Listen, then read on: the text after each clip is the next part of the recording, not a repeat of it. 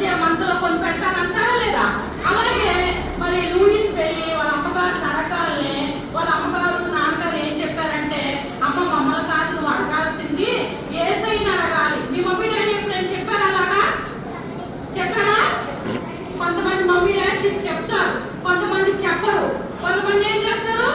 చెప్పరు. కానీ మీరేం చేయాలంటే మీ మమ్మీ డాడీకి చెప్పని వాళ్ళకి మీరే చెప్పాలి. మమ్మీ డాడీ నేను యేసయ్యని అడుగుతాను. ఏది అడిగినా ఎవరిని అడగాలి? మనము యేసయ్యని